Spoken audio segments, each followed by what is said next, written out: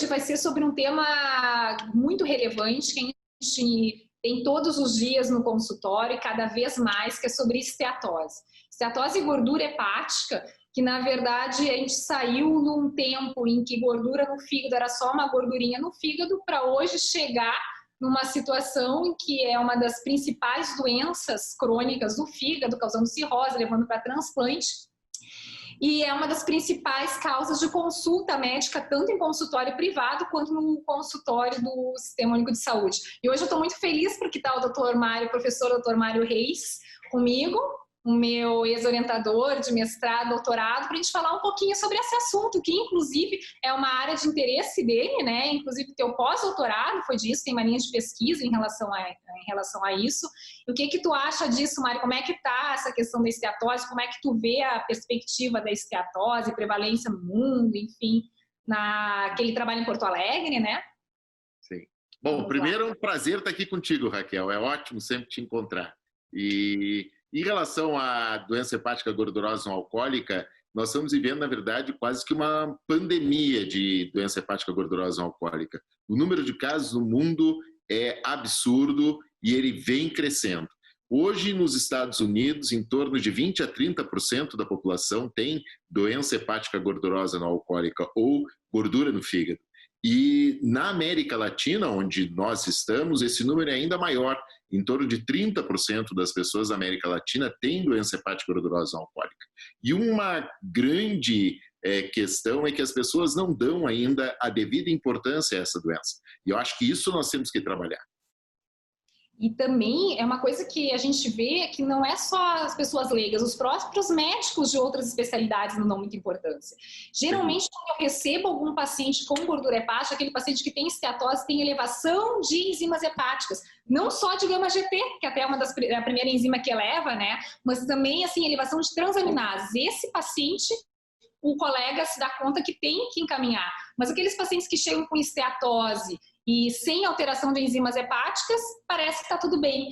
Então, é importante também ter essa cultura. Então, isso é extremamente relevante salientar isso, porque não só os pacientes não se dão conta, os colegas também não se dão conta. E muitas vezes aquela questão de aminotransferases, AST, ALT, ou como se chamava antes, TGO e TGP, normal, as pessoas acham que o fígado está tranquilo, e não há essa questão. O fígado muitas vezes está alterado, muitas vezes as pessoas já têm cirrose, inclusive, e têm aminotransferases absolutamente normais. Então, o fato de ter os exames normais não deve fazer com que tanto o paciente quanto os colegas fiquem tranquilos em relação à doença. Tá? Essa é uma questão que realmente deve ser batida e discutida.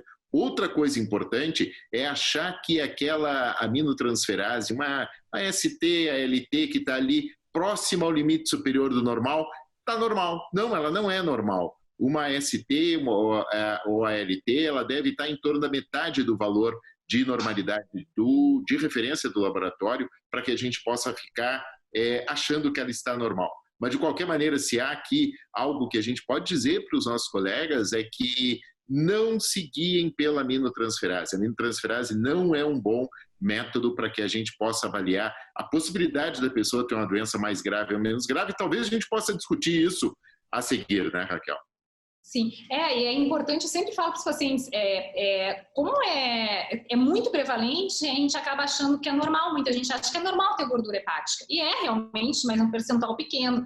E aquele paciente que já vem com uma ecografia com descrição de esteatose, não é uma esteatosezinha pequena, ele já tem pelo menos 25, 30% de gordura hepática, né? E o normal é 5%, então isso é outra coisa importante. Então merece avaliação, ver se ele realmente tem um dano hepático ou não, né? Isso é bem importante.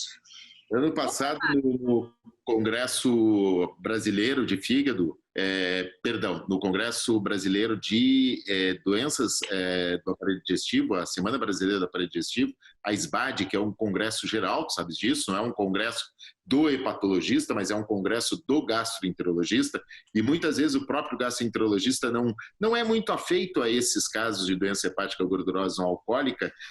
Uma aula que me pediram para dar foi a respeito de esteatose hepática no ultrassom, se há motivo para que a gente fique preocupado.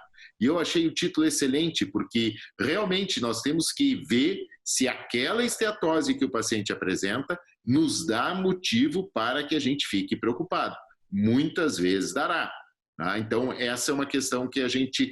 Podemos entrar daqui a pouco, Raquel, nesse lado, quem sabe, discutir quando que é importante para o colega encaminhar para a gente, quando é importante, ou que ele não encaminhe, mas que ele avalie o paciente de uma forma melhor. Eu acho que esses são pontos que merecem discussão.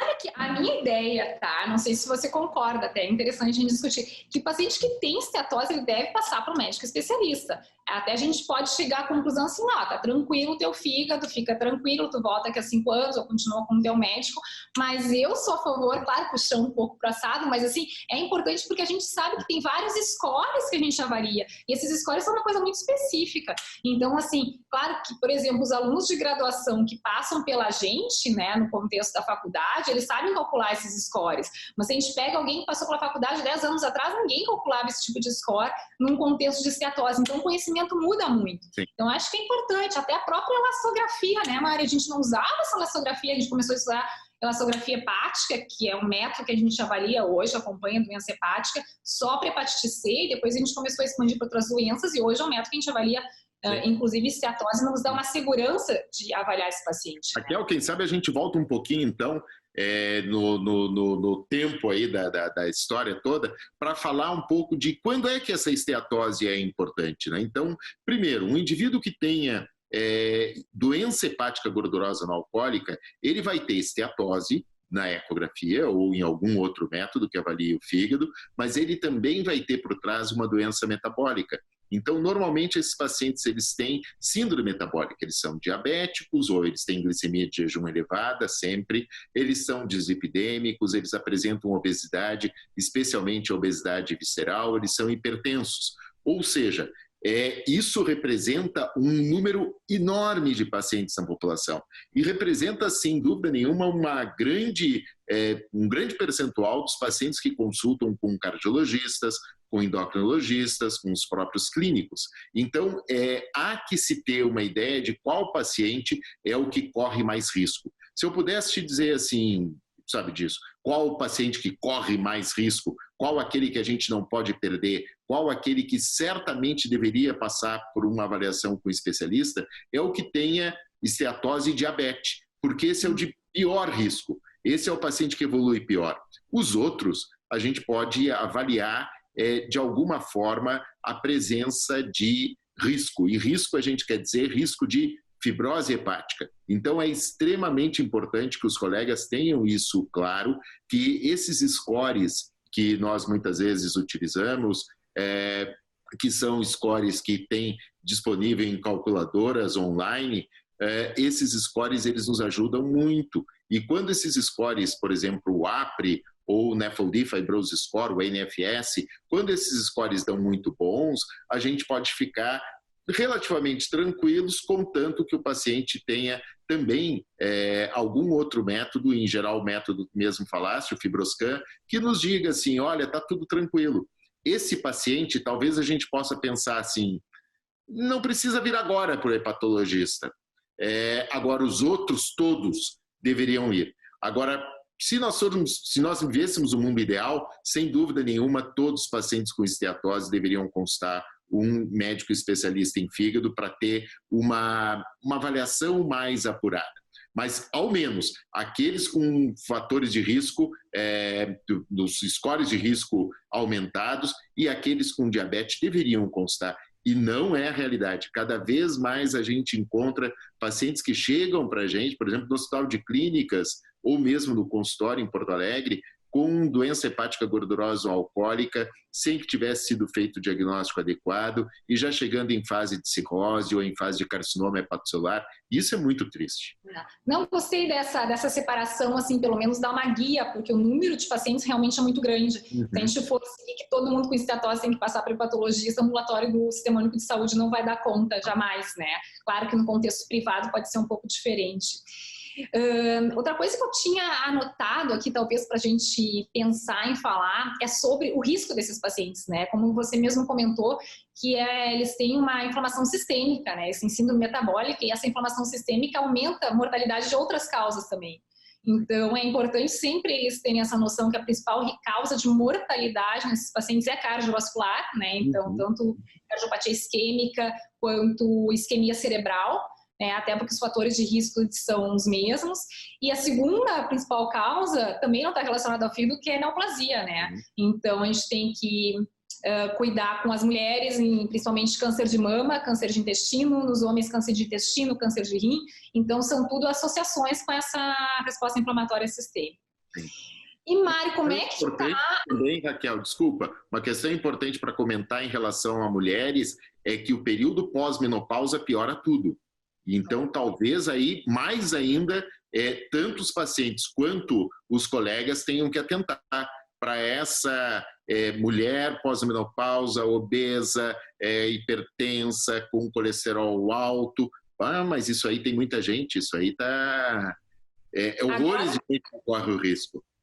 Agora mesmo, hoje, eu recebi uma paciente com 43 anos que passou por um tratamento oncológico por câncer de mama, usou tamoxifeno, então ela tem 43 anos de idade, tem síndrome metabólica, esteatose, diagnóstico de cirrose. E assim, ó, enzimas hepáticas normais, em torno de 20 de transaminases, gama GT normal, e cirrose. A única coisa que chamava atenção, que é um dos marcadores que a gente usa, são as plaquetas, né? Que ela tinha 116 mil plaquetas. Chamava atenção, mas quer dizer, é uma paciente que está no sistema de saúde por longo período, uma paciente com convênio e que acaba chegando no diagnóstico de cirrose, que podia ter sido feito antes algum tratamento mais. Uma coisa interessante que são as plaquetas. As plaquetas são, se a gente não quiser usar todos os índices incluem plaquetas, mas se a gente não quiser usar todos os índices, atentem para os níveis de plaqueta. Um paciente com esteatose, com plaquetas abaixo de 140 mil, esse paciente é um paciente de alto risco. Mas, Raquel, uma coisa que nós não podemos deixar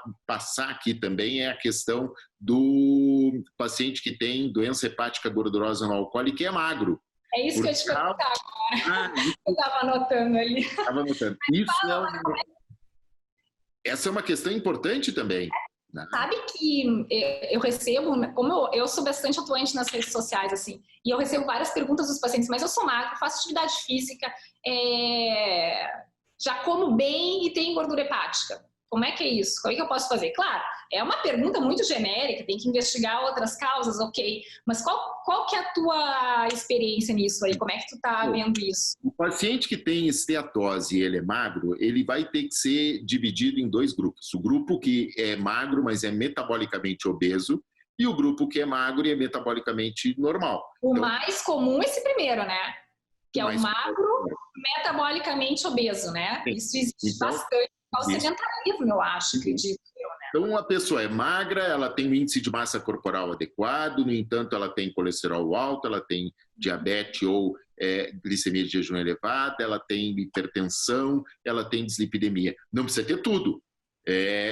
Precisa ter componentes dessa síndrome, não toda.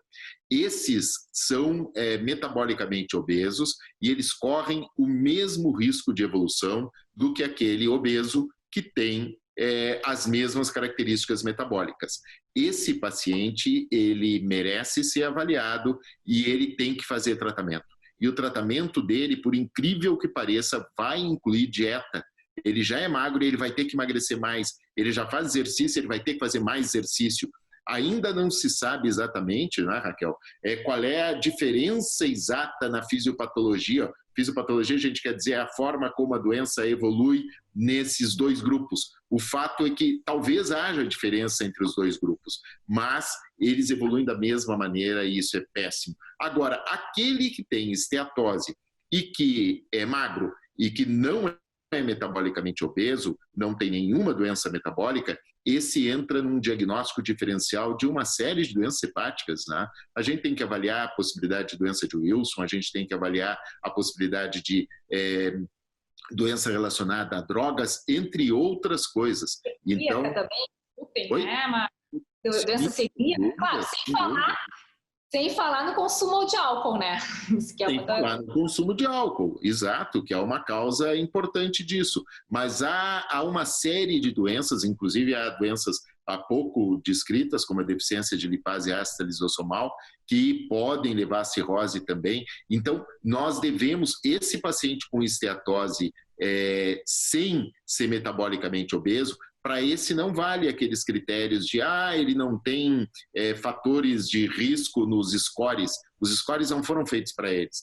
Esse paciente tem que passar pelo hepatologista forçosamente, porque ele tem provavelmente alguma doença que está levando aquilo ali e pode ter consequências. Então, a gente já definiu assim, pelo menos paciente diabético com síndrome metabólica e que sejam magros, né, no caso.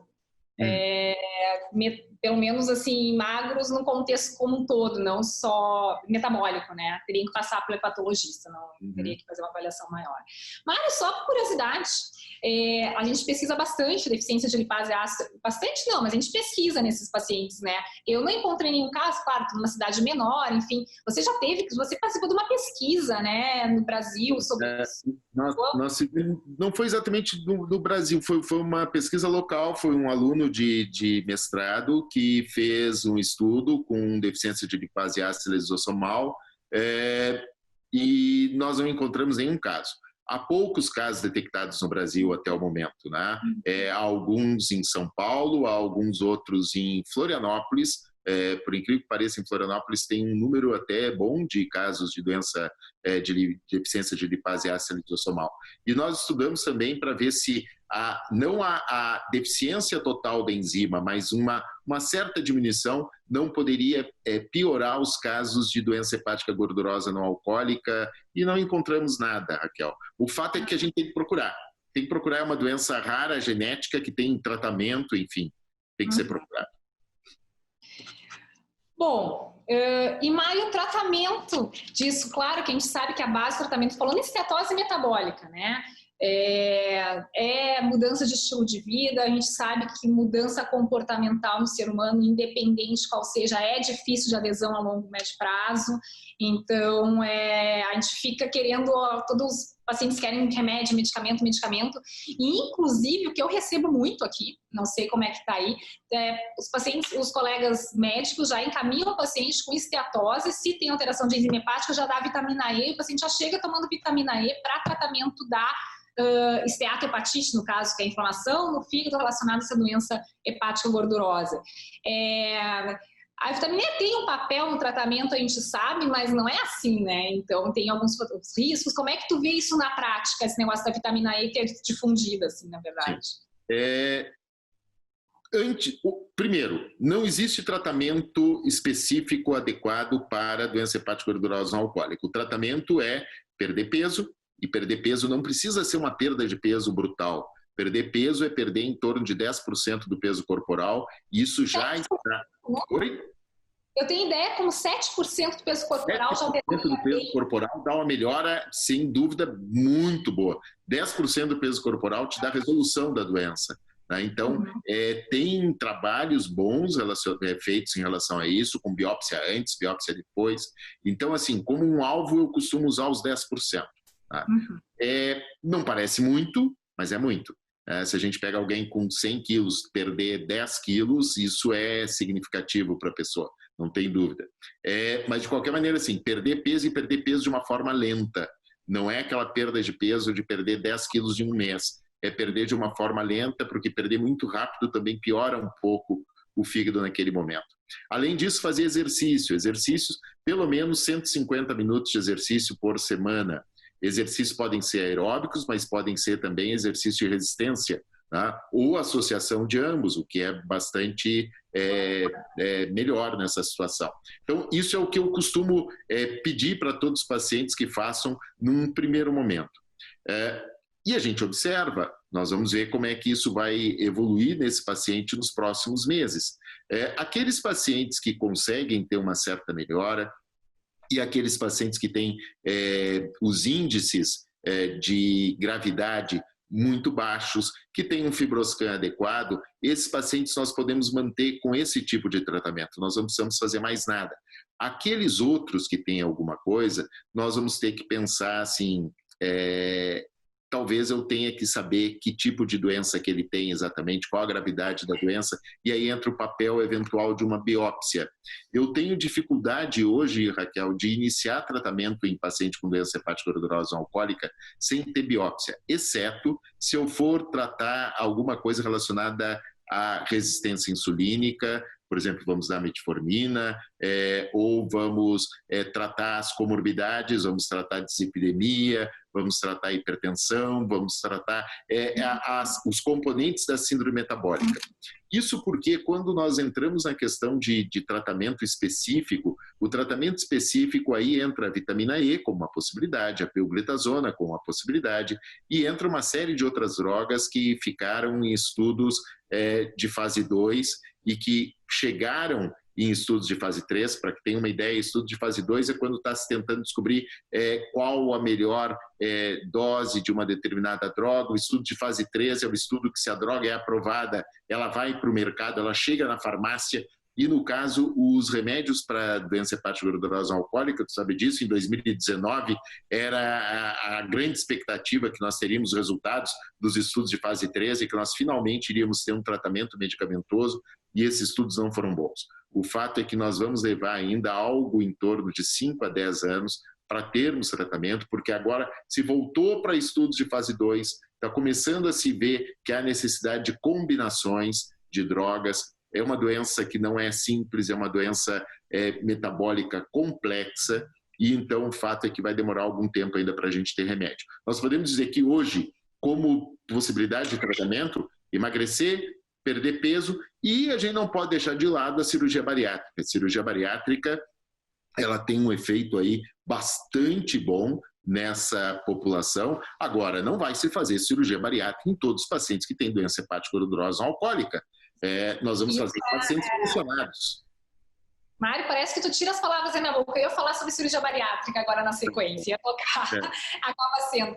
Mas assim, a gente está num meio que a gente tem muita indicação de cirurgia bariátrica, algumas que eu concordo e outras que eu não concordo. Mas eu tenho recebido, não sei a tua experiência aí, de pacientes assim que às vezes são obesos grau 1, que é aqueles pacientes então que têm um índice de massa corporal até 35, né, entre 30 e 35, e às vezes assim, sem comorbidades, que tem uma esteatohepatite, às vezes esteatohepatite assim, fibrose 1, 2, pela elastografia, e tem médicos indicando bariátrica para esse paciente, mesmo sem tratamento de medida comportamental antes, porque, não, só a cirurgia vai funcionar nesse caso, se os pacientes não aderem a medidas comportamentais. Mas, por outro lado, a gente sabe que esse paciente também, se ele fizer uma bariátrica, às vezes ele pode ter mais complicações e ele vai ter que aderir a medidas comportamentais também, né? Então, é um pouco complicado isso. Como é que tu vê isso, assim, na prática diária? Eu acho a cirurgia bariátrica na doença hepática gordurosa não alcoólica um belíssimo tratamento para quem tem indicação. Nós não podemos banalizar a cirurgia bariátrica nesse tipo de população. Nós não podemos sair indicando cirurgia bariátrica para todos. Primeiro que cirurgia bariátrica, ela, como tu falaste, ela tem seus riscos e ela tem as necessidades depois do paciente ter que aderir a determinadas determinações terríveis, mas determinadas condutas. Exato. Dentre elas, a pessoa pode, certamente ela não vai comer mais normalmente como ela comia no período anterior à cirurgia. Isso vai ter vai existir uma reeducação alimentar no meio dessa história toda. Então, eu acho que cirurgia bariátrica ela pode ser indicada para quem precisa. Essa história de ter uma obesidade, um MC de 30 e mais nada, e só porque vamos lá fazer uma bariátrica, acho que não. As pessoas também, muitas vezes, procuram tratamentos que sejam tratamentos mágicos. E a bariátrica ela tem um pouco disso, né? De ser um tratamento mágico. Ela é um tratamento excelente. Eu tenho trabalhos com cirurgia bariátrica, a gente publicou agora estudo com cirurgia bariátrica em doença hepática gordurosa não alcoólica. Tem aluno de doutorado trabalhando com isso especificamente. Temos projeto dentro do Clínicas que vai começar agora, que será o primeiro estudo randomizado, realmente. Randomizado a gente quer dizer, não é uma série de casos. Nós vamos pegar pacientes, selecionar pacientes que tenham as mesmas características clínicas, e para uns nós vamos fazer tratamento normal, o tratamento clínico normal, e para outros nós vamos oferecer bariátrica. Por incrível que pareça, não foi feito isso ainda na doença hepática gordurosa não alcoólica. Então, eu não sou contra a bariátrica. Eu acho a bariátrica excelente. Só que, cuidado com a bariátrica. Indiquem, vai para a bariátrica quem precisa. O problema é quando a pessoa precisa e não vai. Esse é o outro lado. Também. E outra coisa, Mari, só para finalizar isso, acho que a gente já vai se encerrando, assim, até pelo tempo, né? Mas, assim, você tem indicado bariátrica naqueles pacientes que já têm um diagnóstico de cirrose, então uma doença mais avançada, mas que permanece uma função hepática preservada, digamos, uma cirrose inicial, enfim. Bom, Raquel, essa é uma pergunta ruim, né? Uma pergunta ruim porque... Não, ruim no sentido de que... Tá? Mesmo nos pacientes, na questão do centro aqui, do pessoal, dos cirurgiões que fazem bariátrica, tem muito receio de fazer nesse contexto. Mas eu vou te dizer que eu tenho muitos pacientes que eu tenho vontade realmente de fazer bariátrica neles, né? Por causa... paciente que tem cirrose bem compensada, tranquila, sem varizes de esôfago, sem hipertensão portal, como a gente chama clinicamente significativa. Aquele paciente que é um Child Pugh A muito bom. Esse paciente é um paciente que pode ser candidato, sim, à bariátrica. A gente tem que pensar que, muitas vezes, o fato do paciente ser obeso, especialmente aqueles que são obesidade classe 2 ou obesidade classe 3, a presença de obesidade aí, no caso, faz com que eles evoluam pior, faz com que eles evoluam pior pós-transplante. Então, nós temos, ou até que eles nem sejam considerados para transplante, exatamente pela sua obesidade.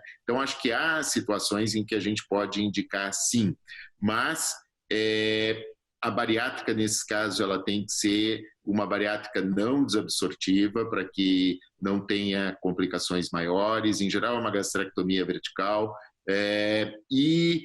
Há riscos. Qualquer cirurgia em paciente cirrótico tem riscos, então tem que ser muito bem pesado. Mas, Raquel, não queria terminar isso sem falar de álcool, Raquel. Mas isso que eu queria te perguntar, se já tinha falar mais alguma coisa assim muito importante que a gente não falou.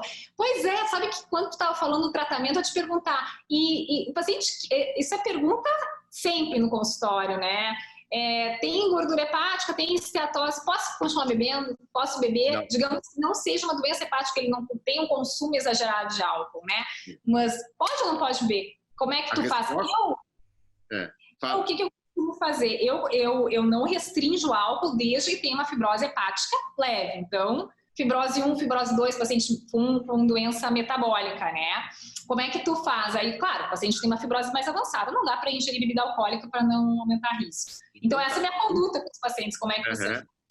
Essa é uma área polêmica, até porque há muito aquela situação de que o paciente tem uma doença cardíaca e ele toma álcool para proteção da doença numa quantidade pouquinha por dia, não sei o quê, e aí então, puxa, mas então não vai poder tomar se tem esteatose.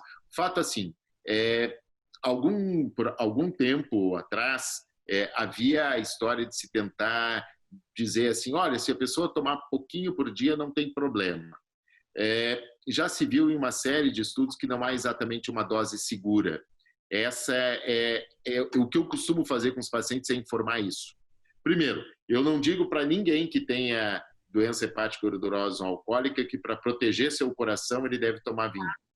Não. Mas eu acho que nem os cardiologistas mais estão falando isso. Já passou. Já passou. Bom, então isso a gente não fala. A outra coisa se a pessoa toma álcool dessa forma, porque tem muito paciente tomando álcool assim ainda, toma para proteção. Se o paciente toma álcool dessa forma, ou se o paciente toma álcool eventualmente, o que eu costumo dizer para eles assim, não existe dose segura, não tem dose segura. A gente sabe que um paciente que tenha um consumo alcoólico maior, um consumo alcoólico para mulheres acima de 20 gramas dia, para homem acima de 30 gramas dia, esse consumo é um consumo nocivo, mas abaixo dessa dose a gente não tem. Então, eu oriento, Raquel, Ou seja, na prática, eu estou dizendo para as pessoas que têm doença hepática gordurosa alcoólica que eu prefiro que elas não bebam. Sim. Tá? Não, a gente até fala... Daquela maneira como a gente fazia com o vírus C. Que o vírus C, a gente chegava e dizia não. Sim. Aqui eu oriento. Mas, ô Mário, deixa eu te perguntar uma coisa que é uma coisa, eu acho que dá pra gente fazer. O paciente mas eu quero continuar bebendo no final de semana, enfim. Será que está tendo algum problema? Você pode ficar fazer acompanhamento de tempos em tempos, a cada 3 anos, ou enfim, com elastografia, para ver se essa doença está piorando, ou tu acha que isso não tem validade? Raquel, é sempre útil a gente acompanhar o paciente, é sempre interessante a gente repetir exames, até porque essa é uma doença crônica, essa é uma doença sem cura, na verdade. A doença hepática gordurosa alcoólica, a pessoa tem uma doença metabólica que não vai curar jamais, a não ser que ela vai controlar com a perda de peso e por aí vai.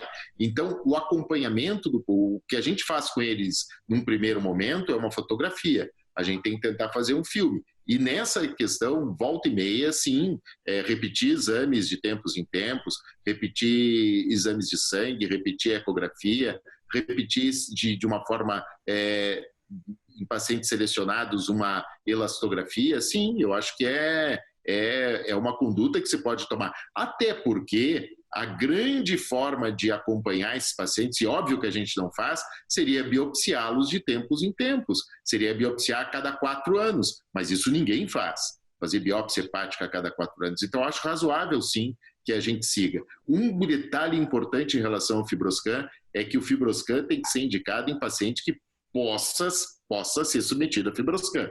Não adianta mandar paciente com IMC de 41 para fazer FibroScan. Né? Então, esse é um problema ainda. Aqui em Passo Fundo, onde eu moro, na verdade, o único aparelho de FibroScan que tem aqui é o meu, né, na verdade. E não tem uma cultura de se pedir elastografia outros médicos pedirem. Então, os pacientes que eu faço no consultório são os pacientes que eu indico, na verdade, a grande maioria. Poucos, vou te dizer assim, que é um percentual bem pequeno dos pacientes que vêm já só com pedido do FibroScan, né? Então, aqui... Sim, em Porto Alegre não, a gente recebe muito paciente fora, muito paciente de outros colegas, mesmo dentro do Hospital de Clínicas, no FibroScan do Hospital de Clínicas, muitas vezes de outras especialidades, chegam pacientes que, assim, escrever no laudo que esse paciente não é um bom candidato ao método, não é raro que a gente faça, porque ainda precisa ter um pouco de maior esclarecimento aí da utilidade, que é muito grande do FibroScan, e da aplicabilidade do FibroScan. Beleza. E, Mário, adorei conversar contigo, foi ótimo. Eu tenho gostado. Que bom que você aceitou esse tempo, que eu sei que o teu tempo é escasso, muito escasso, com várias atividades. Jamais poderia negar. Espero que a gente possa ter ajudado também, né? O objetivo desse canal aqui é realmente esclarecer dúvidas e até tanto, como eu comentei no início, tanto para os colegas médicos quanto para as pessoas que têm alguma doença hepática. No caso, hoje a gente falou sobre esteatose. E espero que as pessoas também participem, mandem perguntas para a gente poder fazer outras discussões, né? E outras conversas em relação a isso, sobre assuntos que interessem. Então, muito obrigada, doutor Mário. Até a próxima. Obrigada, até, Raquel.